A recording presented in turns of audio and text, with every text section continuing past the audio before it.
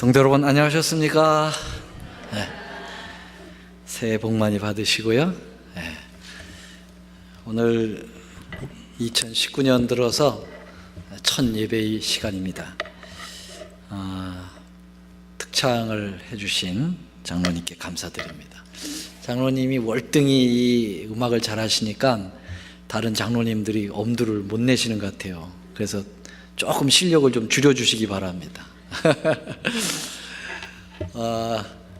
이 밖에는 비가 부슬부슬 오고 교회 오시기 참 어렵죠. 이럴 때는 그냥 집에서 푹 쉬었으면 좋겠다 그런 생각이 아마 간절할 텐데, 다 떨쳐버리시고 하나님의 성전에 이렇게 찾으신 여러분들을 진심으로 환영합니다. 첫 단추를 잘 잠궈야 다음 단추를 잠글 수가 있지요. 오늘 여러분들은 첫 단추를 잘 잠그신 겁니다. 그래서 1년 동안 더 좋은 일이 있을 것으로 믿습니다. 우리는 성령론 계속해서 공부하고 있습니다. 먼저 오늘 성령 말씀은, 오늘의 제목 말씀은 성령의 열매라는 제목인데요, 서론 부분을 공부하겠습니다. 요한복음 16장, 갈라디아 5장 22, 23절입니다. 되게 성경책에 잘못 적혔네요. 갈라디아 5장 22, 23절 다 같이 한번 읽겠습니다. 시작. 오직 성령의 열매는 사랑과 희락과 화평과 오래 참음과 자비와 양선과 충선과 온유와 절제니 이와 같은 것을 금지할 법이 없느니라. 지난 6월 22일, 2018년 6월 22일부터 금요 저녁에 성령론에 대하여 공부를 시작했습니다. 지난 28일까지 15번에 걸쳐서 성령론에 대하여 공부를 했는데요, 혹시 이 중에 몇 가지가 기억이 나시는지 잘 모르겠어요.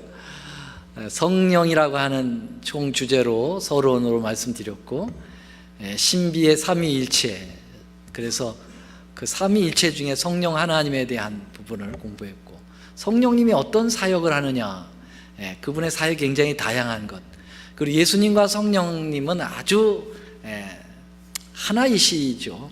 친구로서 늘 같이 하시는 모습들을 살펴봤고요. 성령 하나님에 대한 약속 주셨죠.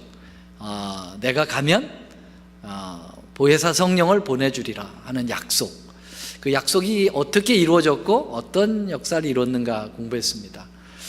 이 세상에 가장 무서운 죄가 있다고 하면은 도둑질도 아니고 간음죄도 아니고 성령을 근심케 하는 죄죠. 왜냐하면 성령이 근심되면 우리가 죄를 회개할 수 없고, 죄가 회개되지 않으면 용서가 이루어지지 않고, 용서가 이루어지지 않으면 구원이 없죠.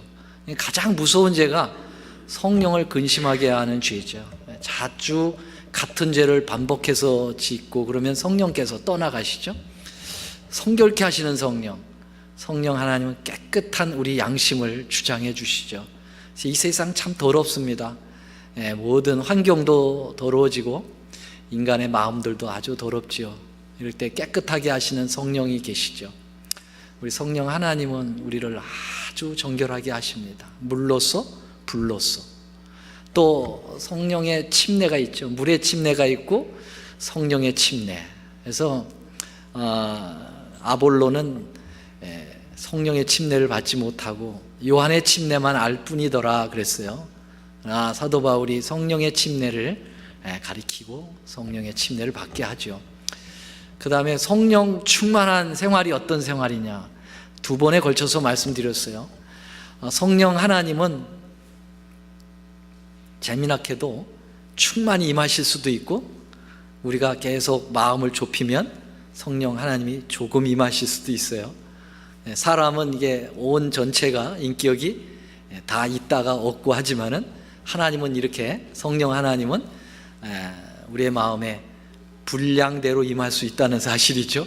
특별한 특성을 가지셨어요. 성령이 충만한 게 얼마나 중요한지 또 말씀을 배웠죠. 그다음에 성령 하나님 우리의 상처를 치유해 주시죠. 우리의 마음이 참 상처 많이 받죠. 남에게 상처를 받는 게 많다고 생각해요, 우리는. 근데 상처도 많이 주고 살아요. 근데 상처를 성령께서 치료하십니다. 그리고 성령과 십자가, 예수님께서 십자가에 달리실 때 성령 하나님께서 끝까지 함께 하셨어요. 성령의 역사가 없으면 십자가에 대한 감동이 없고요, 십자가에 대한 진정한 의미를 깨닫지 못하죠. 굉장히 중요한 것입니다.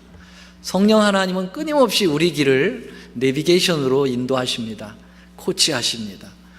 그래서 성령의 도우심을 받아야 이 험한 인생길을 성공적으로 살아갈 수 있음을 배웠습니다. 그 다음에 성령 하나님과 하나님의 말씀, 성령 하나님과 이 하나님의 말씀이 어떤 관계를 갖고 있는가. 성령 하나님은 성령의 감동으로 하나님의 말씀을 주셨고요, 말씀을 우리가 읽을 때 성령을 통해서 읽어야 되겠습니다. 왜냐하면 성경의 저자는 성령이시기 때문에 그렇죠. 그래서 대학에 가면은 그 저자 원강이라는 말이 있죠. 저자 원강, 책을 지은 교수가 그 책을 가지고 직접 강의를 하는 거죠. 굉장히 인기가 있습니다. 그런 것처럼 우리가 이 성경을 읽을 때 이 성경의 원저자인 성령님을 모시고 성경을 연구해야 된다는 거. 그리고 지난 28일 날 침노하는 성령이라는 아주 조금 색다르고 좀 낯선 그러한 제목이죠. 이 침노라는 말은 이게 굉장히 공격적이라는 것인데요, 성령 하나님께서 아주 조용하게 은근하게 우리의 마음을 감동시키시기도 하지만 성령 하나님은 때로는 강력한 드라이브를 걸죠. 우리에게 강력하게 역사해서 우리의 안을 완전히 개혁을 시키시고 이 세상을 뒤바꿔 놓는 역사를 이루시는 그런 강력한 파워의 성령에 대해서 지난 시간 공부했습니다.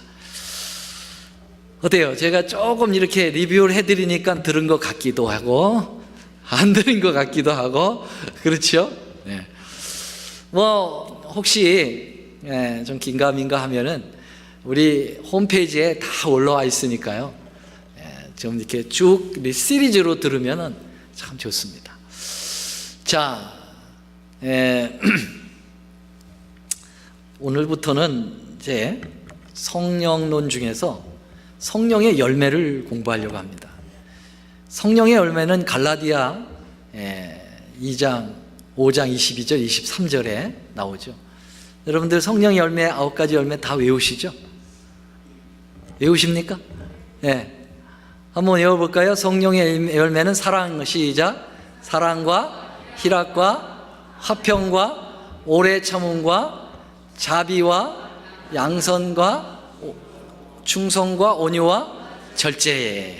그래서 저는 이게 잘 안 외워져 가지고 사이가 오자, 그렇게 우리가 사이가 둘이거든요. 사이가 오자, 양 중에서 아주 충성스럽고 온유한 놈을 절제로 잡자, 이렇게 제가 외웠어요. 그랬더니 되게 잘 외워지더라고요. 사위와 오자. 자, 이 성령의 열매 중요하죠. 성령의 열매 참 중요합니다. 한 여성 운전자가 하이웨이를 막 운전하고 있는데 갑자기 경찰차가 삐용삐용삐용 하면서 곁길 더 세우라고 그러는 거예요. 그래서 이 여자가 갓길에다가 딱 세우고 초긴장을 하고 있는데 경찰이 딱 오더니 뭘 내리라는 거죠? 창문을 내리라는 거예요. 그래서 창문을 딱 내렸더니 권총을 딱 빼더니 딱 그 여인을 향하여 겨누는 거예요. 그래서 여자가 너무 깜짝 놀라가지고 내가 뭘 잘못했느냐고. 그랬더니 당신이 내가 뒤에서 보니까 신호를 함부로 주고 그리고 옆 사람한테 손가락질하면서 삿대질하고 이 저주하고 욕하는 거 내가 봤다고 그랬어요. 그랬더니 여자가 아니 그런 거 가지고 총을 겨눕니까? 경찰이? 그랬어요. 그것만 가지고는 안 겨누죠. 당신 차 뒤에다가 크리스찬이라고 썼잖아요. 그래서 이 차는 분명히 도난당한 차라고 난 생각을 한 겁니다. 그래서 무슨 얘기인지 아시죠? 그러니까 말만 크리스찬이에요. 행동은 개떡처럼 하고 있어요. 그렇죠? 네. 그러니까 경찰이 이율배반적이라는 거죠. 크리스찬이라면 크리스찬답게 행동을 해야지, 뒤에다 크리스찬이라고 써놓고 그렇게 세상 사람보다 더 심하게 그렇게 행동을 하면 이게 훔친 차지 아니겠느냐, 당신 차가 아닐 거 아니냐, 이제 이런 얘기입니다. 우리 이야기를 좀 생각하면서 우리의 생애가 어떠냐 이거죠. 우리는 과연 우리의 삶 속에 그 좋으신 성령의 열매를 맺고 사는지, 아니면 성령 얘기를 많이 하고 기도 많이 하고 크리스찬이라고 이렇게 많이 이야기를 하고 그렇게 얘기하고 있는데 우리의 삶은 정말 너무 엉망인 삶을, 열매가 없는 그냥 겉만 크리스찬이, 무늬만 그리스도인이 아닌지 생각을 해봐야 된다는 거죠. 예수께서는 열매가 없는 나무 가지는 어떻게 해야 된다고 얘기했습니까? 여기 요한복음 15장 1절로 2절 포도나무 비유를 말씀하시죠. 나는 포도나무요, 그리고 너희는 가지다. 그런데 내게 있어 과실을 맺지 아니하는 가지는 아버지께서 이를 제해 버리셔야겠다 그랬어요. 15장 5절에 보면 저가 내 안에 내가 저 안에 있으면 이 사람은 과실을 많이 맺는다 그랬어요. 그러니까는 과실을 못 맺는 이유는 예수님에게 우리의 가지가 붙어 있지 않은 거죠.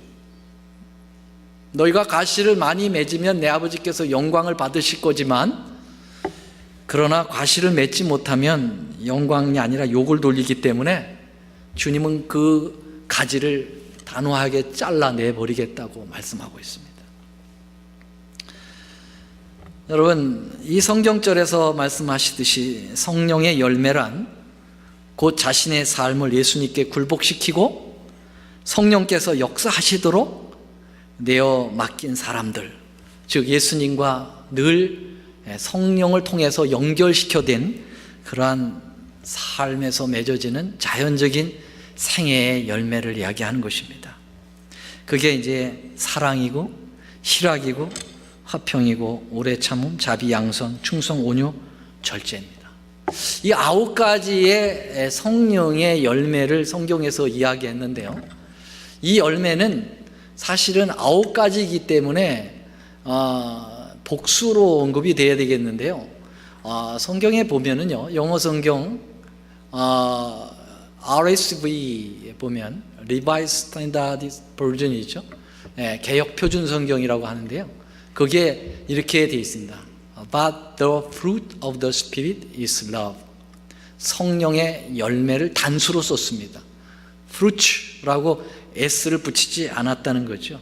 이건 뭘 의미하냐면은 한 분의 성령의 지배를 받아 우리 속에 행하시는 성령의 창조적 사역임을 우리에게 보여주고 있다는 것입니다.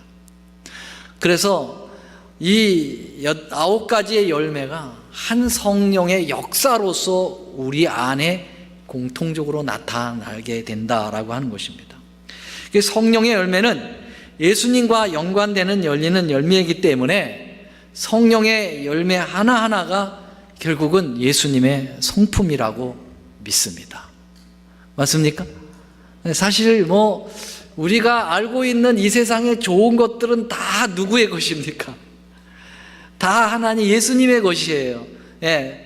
그래서 진실되고 성실하고 기분 좋고 기쁘고 이런 모든 좋은 단어는 다 예수님에게다 갖다 붙여도 문제가 없죠. 근데 그 중에서 특별히 9가지는 더더욱 예수님의 성품이라는 거죠. 그러나 우리에게 있는 단어 중에 다 나쁜 거, 질투, 원망, 또 뭐 있어요? 시기, 짜증, 모든 나쁜 것은 다 누구에게 가져온 겁니까? 사단에게 온 겁니다. 그래서 우리 예수님의 이 성품이시기 때문에 이 성령의 열매가 우리가 예수님을 사모하고 사랑하고 예수님을 내 마음에 모시면 그 성품이 내 안에 열매를 맺게 하는 건 당연한 것입니다. 맞습니까? 네. 그래서 예수님을 날마다 생각하는 사람 속에 시기와 질투가 있을 수가 없죠. 예수님의 그 좋은 품성이 우리 마음에 날마다 나타나게 되는 것입니다. 성령의 열매를 열리기 위해서 우리는 우리의 인간의 노력으로 되는 것이 아니고 그분을 바라봄으로 되는 것입니다. 믿으십니까? 네. 그분의 그 고귀하신 분, 그 성품, 그분의 생애를 날마다 묵상하고 그분을 닮고자 열망할 때 그 열매가 우리 마음에 있게 되는 것이죠. 성령의 열매를 추구하는 자는 더 이상 과거의 삶을 답습하지 않게 될 것입니다. 그것은 단지 생활 방식을 바꾸는 것을 뜻하는 것이 아니라 존재의 변화를 의미합니다. 여러분, 그냥 어떤 습관적인 어떤 것을 바꾸는 건 한계가 있어요. 그거 가지고는 성령의 열매가 맺히다가 말아버려요. 그리고 우리의 인간적인 육적인 그 속성들이, 성품들이 함께 섞여가지고 사실은 좋은 열매가 맺히지 않고 열매는 맺긴 맺는데 돌배 같은 개살구 같은 그러한 열매가 맺어요. 개들한테 죄송합니다. 근데 참 재밌게도 단어에 개자만 들어가면 다 욕이 되네요. 개가 참 좋은 개들도 많은데 말이죠. 그래서 목련꽃도 얼마나 예쁜데 거기다 개자 붙이면 개목련이라고 그래가지고 별로 안 좋아 보이더라고요. 그래서 여러분, 성령의 열매가 우리의 인간의 욕정과 이렇게 함께 맺히지 않도록 우리가 존재 자체를 변화시켜야 되는데요, 그걸 갖다가 뭐라고 그러냐면은 거듭남이라고 하는 것이죠. 그래서 물과 성령으로 거듭나면 진짜 열매가 맺힌다는 거예요. 근데 거듭난 역사가 없으면 열매가 맺히지 못하는 거죠. 그래서 고린도후서 5장 17절에 한번 같이 읽어볼까요? 너무 이것도 다 외우시는 말씀이죠. 그런즉, 시작, 그런즉 누구든지 그리스도 안에 있으면 새로운 피조물이라, 이전 것은 지나갔으니 보라 새 것이 되었도다. 이러한 거듭남의 경험이 성령의 진정한 열매를 맺게 하는 것입니다. 자, 근데요, 오늘날의 성령의 열매를 오해하는 성도들이 많이 있어요. 그건 이제 우리 재림교회보다는 일반 개신교회 성도님들이 이런 오해들을 많이 해요. 이 사랑의 열매 9가지 열매가 그 성령의 열매인데, 이분들은 성령의 열매를 착각하는 것 같아요. 그래서 사랑하고 기쁘고 오래 참고 양선과 온유와 절제 이런 것들을 행하는 것이 성령의 열매라고 생각하기보다는요, 이렇게 방언하는 것, 신유은사, 이게 병을 고치는 것, 또 막 이적과 기적을 베푸는 것, 이게 성령의 열매로 착각을 하고 있어요. 근데 여러분, 성령의 은사가 있고 성령의 열매가 있잖아요. 그렇죠? 그래서 성령의 은사는 기능적인 거 아니에요? 그래서 병을 고치고, 정말 예언을 하고, 방언을 하고, 이렇게 특별한 이게 기능을 발휘해가지고 복음 사업을 유용하게 할 수 있도록 하는 것이죠.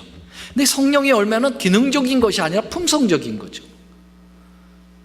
그런데 이분들은 품성은 개떡이에요. 죄송합니다. 또 개 얘기해서. 품성은 형편없어요. 그냥 막 살아요. 그런데 성령의 은사를 받았다고 아주 굉장히 자랑을 하는 것입니다. 그래서 그것이 마치 성령의 은사가 성령의 열매로 둔갑되어 나타나는 것으로. 그러나 그것은 큰 오해입니다. 여기 디모데후서 3장 5절에 경건의 모양은 있으나 경건의 능력을 부인하는 자는 이 같은 자들에게서 내게서 돌아서라 그랬어요. 내가 돌아서라 그랬습니다. 그래서 우리는 그 사람이 아무리 강력한 은사를 가지고 이적을 베풀고 상당한 기능을 발휘해 가지고 사람들의 인기를 끌고 교회로 사람들을 막 끌어들이는 역할을 했다 할지라도 그 열매에 품성의 열매가 없으면 그것이 가짜라는 거예요. 그 은사도 하나님께로 온 은사가 아니라는 것이죠. 그래서 여기 성경에 이렇게 얘기했죠. 그의 열매로 그들을 알지니 가시나무에서 포도를 또는 엉겅퀴에서 무화과를 따겠느냐. 이와 같이 좋은 나무마다 아름다운 열매를 맺고 못된 나무가 나쁜 열매를 맺나니. 너무 상식적인, 우리 주님은 참 비유를 드실 때 너무 단순하고 쉬운 걸 들어주세요. 우리나라 속담에 이러겠죠. 콩 심은 데 뭐 나고 콩나무고, 팥 심은 데 팥 나고. 굉장히 쉬웠지만은 강력한 인상을 주는 속담이잖아요. 예수님 그래요. 좋은 나무는 좋은 열매, 나쁜 나무는 나쁜 열매. 그래서 열매를 보면은 그 사람이 어떤 사람인가를 알게 된다는 거죠. 아예 열매를 전혀 못 맺히는 게 있지만은 열매를 맺는데 나쁜 열매를 맺는다는 거예요. 그래서 그 열매로 그들을 알리라 그렇게 얘기했어요. 그러니까 좋은 열매를 맺지 않으면 이제 아름다운 열매를 맺지 아니하는 나무마다 찍어 불에 던진다. 열매를 맺느냐 못 맺느냐가 중요한 게 아니라 좋은 열매냐 나쁜 열매냐 이제 그것을 얘기하고 있어요. 성령의 열매냐 악령의 열매냐, 그거를 이야기하고 있습니다. 자, 여러분, 이 말씀 끝에 마태복음 7장 21절부터 나오는 말씀이 혹시 뭔지 아십니까? 외우시는 분. 나더러 주여 주여 하는 자마다 다 천국에 갈 것이 아니요 내 아버지의 뜻대로 행하는 자라야 천국에 들어갈 것이니라 그랬죠. 그러면서 뭐라 했어요? 내 이름으로, 주 예수의 이름으로 선지자 노릇도 하고 병도 고치고 권능도 행하고. 근데 주님 저를 알지 못하겠습니까? 그렇게 그 말이 그 다음에 연결이 되는 거죠. 그래서 주님 주여 주여 한다고 해서 다 천국 가는 거, 다 하나님 뜻대로 행하는 거 아니고 벌써 열매가 틀려가지고 주님은 내가 너희를 도무지 알지 못한다. 진정한 성령의 열매가 없어요. 그렇기 때문에 나는 너를 모른다 그렇게 말씀한다고 그랬죠. 여러분, 성령의 열매가 없는 성령의 은사는 마치 이와 같습니다. 어린아이에게 칼을 주는 것과 같습니다. 우리 저 뒤에 김기희 사모님, 우리 그 성우죠? 승우, 막내 승우에게 보컬 주십니까? 왜 안 주세요? 그 좋은 보컬. 과일도 까먹고 좋잖아요. 무도 쓸고. 근데 왜 승우를 안 줍니까? 어떻게 이렇게 잘하세요? 절대로 안 줍니다. 아무리 그 주부가 쓰기에 유용한 칼이라도 승우에게 줄 수 없어요. 어린아이에게 줄 수 없습니다. 왜냐하면 그걸 가지고 과일 깎아 먹는 게 아니라 자기 손을 베기 때문에 그렇죠. 여러분, 하물며 우리 하나님일까 보냐. 우리 하나님께서 준비도 안 되고 행동은 개떡같이 하는 사람, 또 죄송합니다. 그런 사람에게 은사를 막 줘봐요. 그러면은 이것은 하나님께 영광이 아니라 자기에게 영광 돌리고요. 하나님이 이를 그르치기 때문에 하나님께서 그 은사를 줄 수가 없어요.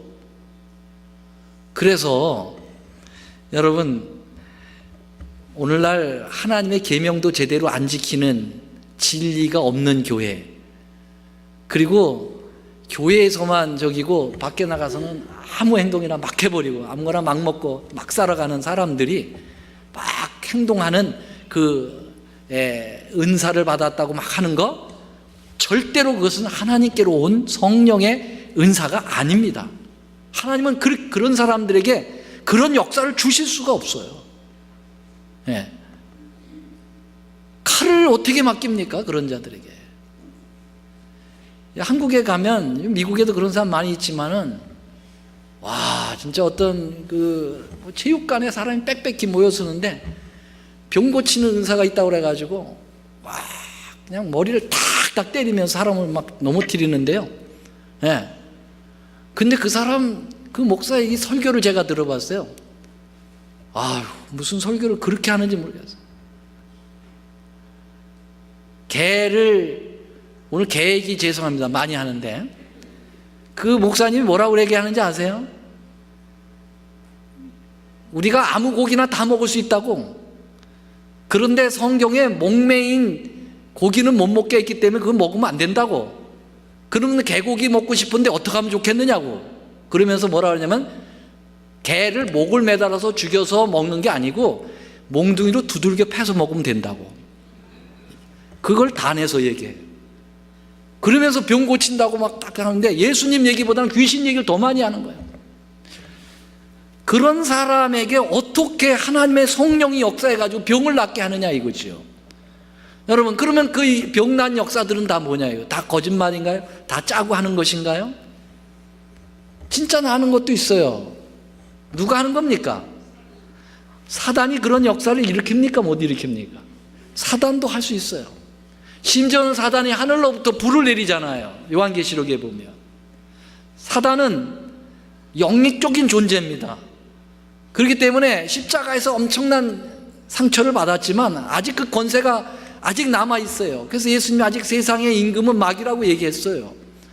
예수님이 이 땅에 재림하시기 전까지는 마귀가 아직도 살아있다고요. 그래서 그는 역사를 통해서 사람들을 유혹하는 거예요. 근데 우리가 영적 분별력이 없으면 다 거기에 쏠려가는 거죠. 좌로나 우로나 치우치는 거죠. 여러분, 열매로 알아야 돼요. 열매. 마태복음 24장 24절 다 같이요. 시작. 거짓 그리스도들과 거짓 선지자들이 일어나 큰 표적과 기사를 보여 할 수 있으면 택하신 자들도 미혹해 하리라. 나와 있잖아요. 예수님께서 이 땅에 재림하시기 직전에 이런 거짓 선지자, 거짓 그리스도, 거짓 영의 역사가 나타난다는 거죠. 성령의 열매가 없는 은사만이 지상 제일주의로 생각하는 것들이죠. 열매가 제 열매를 맺지 못하는 나무를 베어버림이 마땅하다. 예수님께서 그 성령의 은사만 있고 성령의 열매가 없는 사람들을 향하여 내게서 떠나라 라고 명령하십니다. 어느 가정에 두 개구장이 어린 아이들이 있었어요. 아마 승민이하고 승우인지도 모르겠어요. 네. 아주 귀엽지만 개구장이에요. 근데 이 아이들이 항상 아빠 엄마 몰래 가정에서 이게 탈출하는 탈출구가 있는데, 그게 뭐냐면은 그 뒷곁에 나무 한 그루가 있어요. 배나무가 하나 있었는데 이 배나무가 가지가 이 창으로 이렇게 다 있어요. 그래서 창을 딱 열면 그 가지하고 딱 만날 수 있어요. 그러니까 엄마 아빠 모르게 딱 열고 그 가지 타고 밑으로 쭉 내려와서 시컨 밤에 돌아다니다가 딱 올라와서 딱 있는 거죠. 이것을 아버지가 알았죠. 그래서 아버지가 뭐라고 그랬냐면은, 야, 저 뒷곁에 배나무가 열매가 없구나. 열매가 없으니까 쓸모없으니까 베어야 되겠다 그랬어요. 했더니 요 아이들이 그걸 딱 듣더니, 야, 큰일 났다. 우리의 비상 탈출구가 없어지게 되었다. 그래가지고 그들이 가게에 가가지고 용돈, 꼬부쳐둔 용돈을 다 털어가지고 모조 과일을 사가지고 사과 과일을 거기다가 주렁주렁 달아놨어요. 그랬더니 아버지가 뭐라고 그랬어요? 참 이상도 하다. 어떻게 하루 아침에 과일이 이렇게 많이 열렸을까? 근데 어떻게 배나무에 사과가 열렸네? 그렇게 얘기했어요. 여러분, 진짜 성령의 열매를 맺는 그것만이 하나님께 영광을 돌리는 것이고, 가짜 열매를 달아놔봐야 다 하나님께 분별되는 거예요. 그래서 우리는 진정한 열매를 맺는, 그래서 하나님께 영광을 돌리고 자신에게 자신을 낮추는 그러한 열매를 맺어야 되겠습니다. 여러분, 성령의 열매를 맺는 사람은 자기가 열매를 맺었다고 자랑합니까? 안 자랑합니까? 절대로 자랑이 없어요. 자랑할 수가 없습니다. 왜냐하면 성령의 열매를 맺은 사람은 뭘 알고 있느냐면은 자기가 예수님에게 연결됨으로써 그 원가지인 그 가지가 수액도 끌어올려서 열매를 맺게 해주고 양분도 끌어올려서 열매를 맺게 해주고 모든 것을 이 원가지가 다 해주고 그냥 자기는 그 나무에 붙어 있다고만 생각하는 사람이 성령의 열매를 맺거든요. 그러니까는 자기에 관한 뭐 자랑할 게 아무것도 없어요. 그래서 그 원가지인 예수님만 찬양하는 거죠. 그러니까 더 아름다운 열매가 빛나는 거 아니겠어요? 그렇습니까? 안 그렇습니까? 네. 교회에서 자꾸 자기를 이렇게 나타내려고 하고 자기에 대하여 너무 자기 중심적으로 이렇게 살려고 하고 그렇게 하면은 그건 성령의 열매가 아니에요. 네. 그리고 한 것에 대하여 뭔가를 자꾸 사람들이 알아주기를 원하고 그렇게 하지 않으면 삐지고, 그거는 성령의 열매를 맺을 수가 없어요. 아무리 교회에서 다른 일을 잘하더라도 그건 열매가 아니에요. 성령의 열매를 맺은 사람은 자아가 없어요. 이 안에 예수밖에 없어요. 그래서 건드리면 예수님의 그러한 것만 나와요. 그게 성령의 열매를 맺은 것입니다. 자, 여러분, 성령의 열매를 잘 맺기 위해서 여기 지금 농사 짓는 분들이 많으신데요, 과일나무에 과일이 잘 맺기 위해서 꼭 필수적인 게 하나 있어요. 그게 뭡니까? 전정이 필요합니다. 그렇죠? 가지가 많다고 해서 한 게 아니라 이 적절한 가지를 잘라내줌으로써 열매를 맺게 되는 것이죠. 그런 것처럼 성령의 열매를 맺게 하기 위하여 하나님께서는 때로 우리에게 가위질을 하실 수가 있다는 거예요. 고난을 주실 수가 있다는 것입니다. 잘라냄을 당하는 아픔이 있을 수 있다는 거예요. 세상의 재미있는 쾌락과 취미를 주님은 우리에게서 잘라내실 수도 있지요. 네. 내가 좋아하는 것들을 주님께서 성령의 열매를 맺게 하는데 방해가 된다면 가감히 잘라내실 수 있다는 것이죠. 그것에 대하여 우리는 어떻게 생각하셔야 될까요? 그것을 억울한 일이라고 생각하지 마시고, 이것도 하나의 열매를 맺는 중요한 과정이구나라고 생각하면 참 좋겠습니다. 예수님께서 순환주간에 가장 중요한 바쁜 시간에 아주 중요한 뭘 하셨느냐 하면은 실물교훈을 보여주셨는데요. 그게 바로 뭐냐면은 무화과 나무를 저주한 일이죠. 이게 굉장히 세상 사람들 생각할 때는 예수님 성품이 왜 이래 그렇게 말씀하실 수도 있겠어요. 배가 고파가지고 뭐 먹을 거 있나 하고 가봤더니 열매는 없고 입만 무성하더라. 그래서 예수님께서 기분 나빠서 저주를 하셔가지고 나무가 빡 말라 비틀어졌다. 야, 예수님 성격이 정말 그러시네. 아니, 나무가 무슨 이성이 있길래 그 나무에다 대고 무슨 저주를 하느냐. 성격이 정말 힘드신 분이네. 그렇게 생각하기 쉬운데요, 이게 실물 교훈이죠. 왜냐하면 열매가 없고 잎사귀만 부성한 것은 결국은 저주를 받는다는 사실이에요. 그때 당시에 이 무화과 나무가 누구를 나타냈습니까? 유대 지도자들. 그렇죠? 유대 지도자들이 그냥 폼만 잡았잖아요. 그렇죠? 율법에 대한 열심, 이런 건 대단했는데 그 안에 진정한 성령의 품성의 열매가 없는 거예요. 그래서 그냥 사람을 볼 때 딱 잣대를 가지고 비평하고 아주 그냥 판단하고 심판하는 데 능했고, 그걸 감싸주고 정말 이해해주고 사랑으로 덮어주고 하는 일에는 제로예요, 제로. 그러니까 그건 열매가 없는 거예요.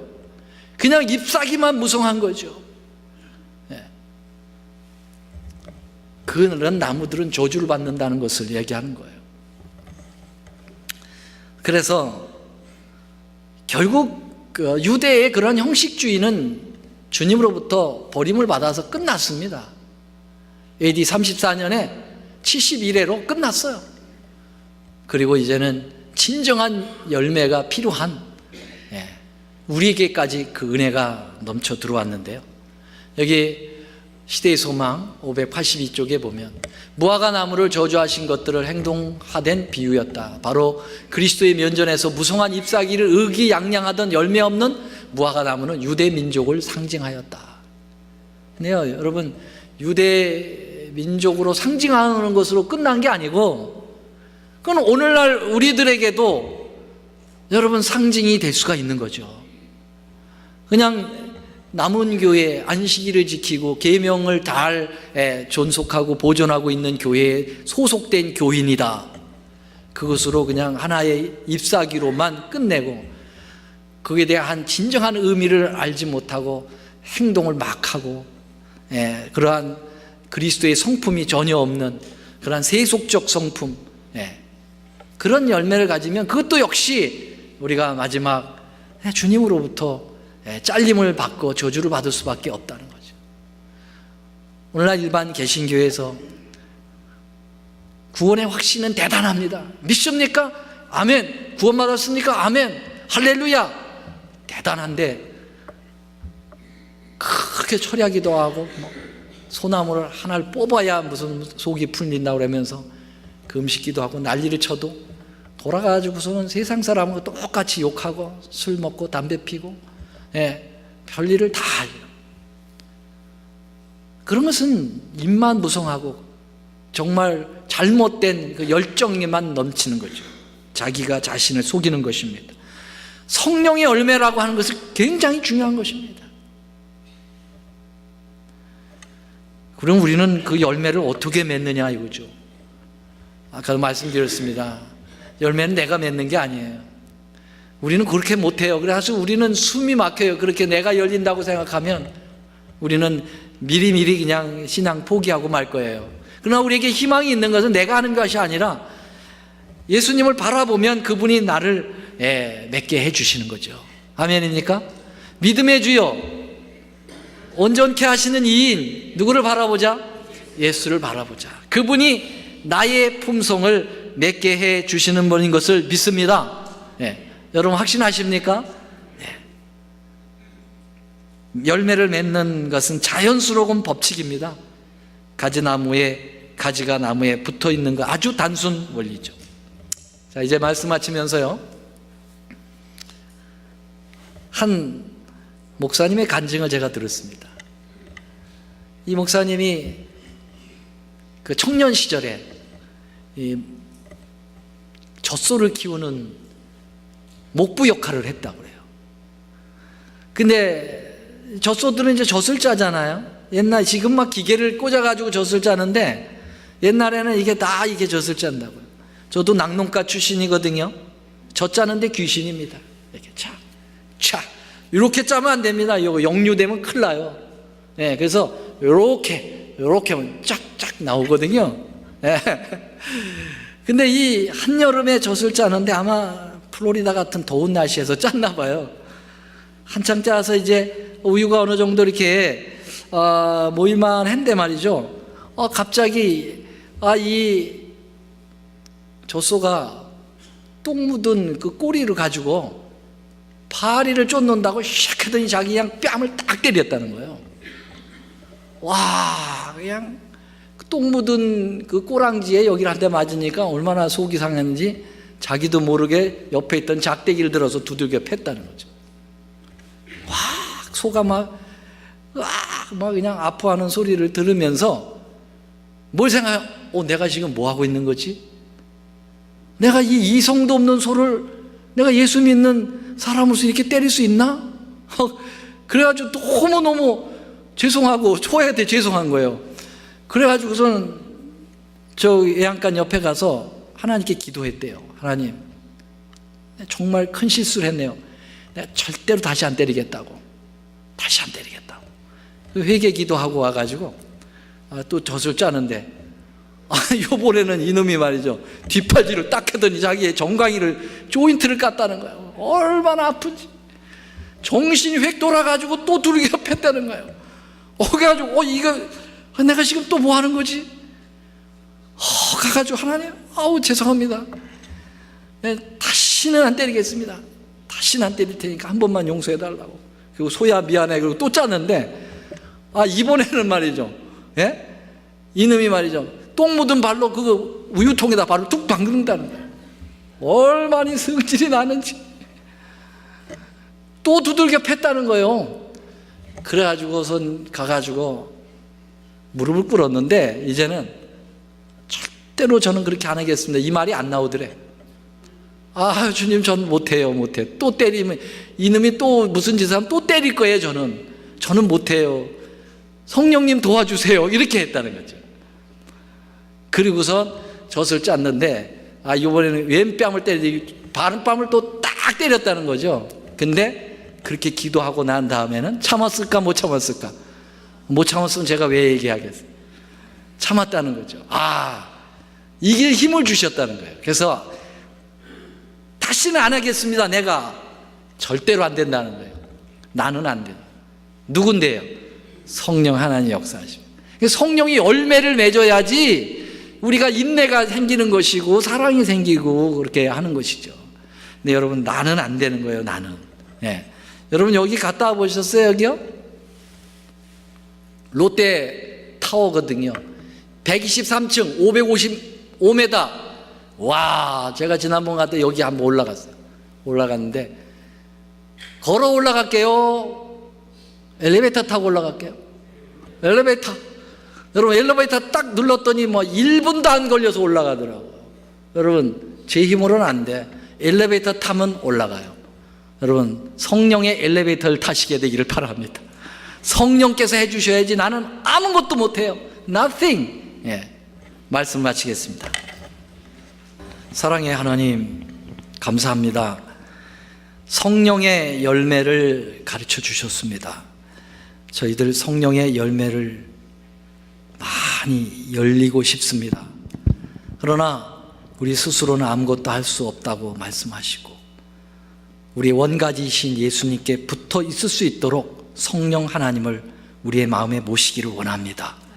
성령 하나님, 우리 안에 오셔서 우리의 품성을 성령의 열매로 바꾸어 주시옵소서.